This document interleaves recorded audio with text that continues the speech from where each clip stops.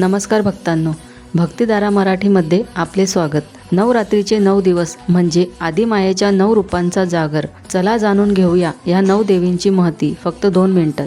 पहिली माळ शैलपुत्री.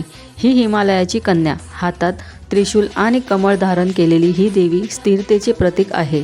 दुसरी माळ ब्रह्मचारिणी, जिने कठोर तपश्चर्या केली. संयम आणि अनन्य भक्ती शिकवणारे हे देवीचे रूप आहे. तिसरी माळ चंद्रघंटा.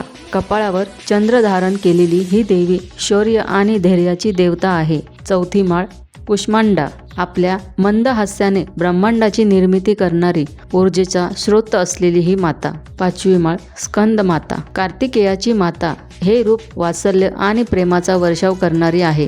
सहावी माळ कात्यायनी. महिषासुराचा वध करणारी ही देवी संकट काळात विजयाचा मार्ग दाखवते. सातवी माळ कालरात्री. दिसायला भयावह पण भक्तांसाठी अत्यंत शुभ फळ देणारी, अज्ञानाचा नाश करणारी देवता. आठवी माळ महागौरी. अत्यंत शांत आणि पवित्र रूप, जीवनात सुख समृद्धी आणि शांती देणारी ही माता. नववी माळ सिद्धिदात्री. सर्व प्रकारची सिद्धी देणारी देवी, जिच्या कृपेने सर्व अशक्य गोष्टी शक्य होतात. अशा या 9 रूपांच्या आशीर्वादाने तुमचे जीवन मंगलमय हो. माहिती आवडली असल्यास भक्तिधारा मराठीला सबस्क्राईब करा आणि कमेंट्समध्ये जय माता दी नक्की लिहा.